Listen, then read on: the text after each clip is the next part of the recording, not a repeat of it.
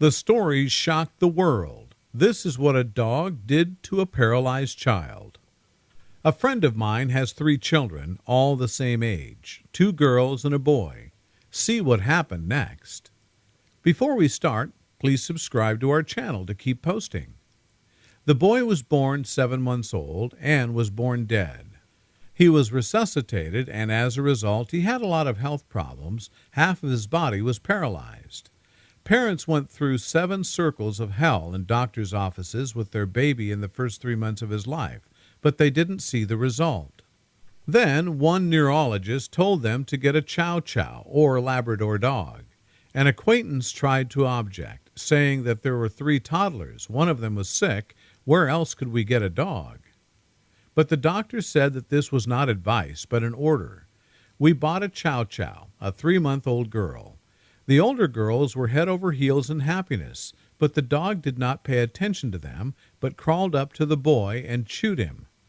The parents were shocked, but it was strange that the dog was gnawing only on the paralyzed side. They decided not to ban it.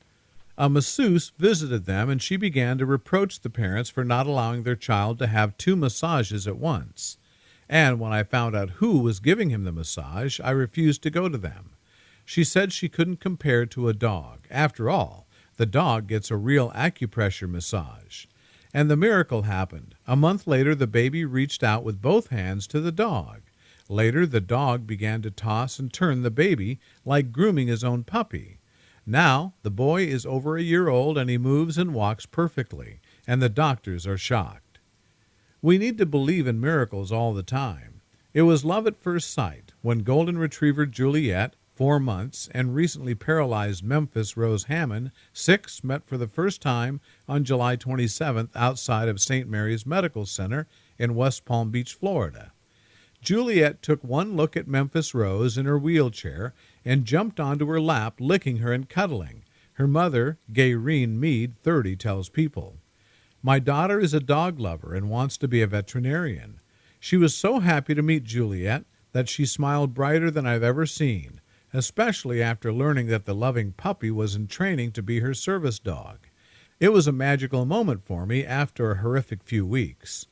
On the evening of June 7, Mead, a single mother, received a devastating call that her daughter Memphis Rose, her mother Tanya Mead, and her uncle Kenneth Graydon had been in a head-on multi-vehicle crash near Wellington, a city in western Palm Beach County.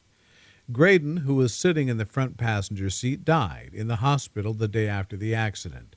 Tanya, who was driving the 2012 Scion, carrying the family, shattered her knee, and Memphis Rose, who was sitting directly behind Graydon, suffered a punctured lung, a fractured and displaced her neck, and a fractured spine.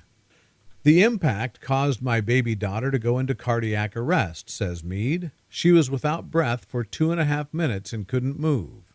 Fortunately, there was a doctor on the scene who started CPR until a Trauma Hawk air ambulance took her to St. Mary's Medical Center.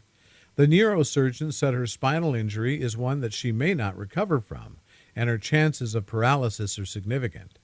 During the first 2 weeks in the hospital, Memphis Rose was put on heavy drugs, but as things progressed, she was taken off of much of the medication.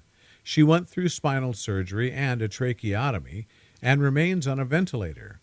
Memphis Rose can't walk, and her recovery is a day-to-day process that could take months or years.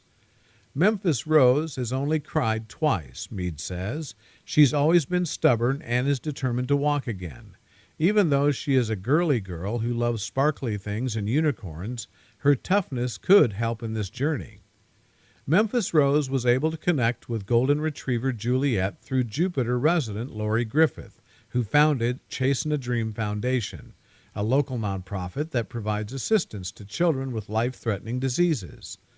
I was told that Memphis Rose has always wanted a dog, so I called my contacts at Furry Friends Rescue Center in Jupiter, and what they gave me was goosebumps, making my heart race with joy, Griffin tells People. On the day of the accident, Furry Friends, Adoption, and Clinic Ranch had received Juliet, a confident puppy who was personable with people, from Wyoming Sky Goldens in Gillette, Wyoming, a respected breeder that often trains its puppies to be service dogs for veterans.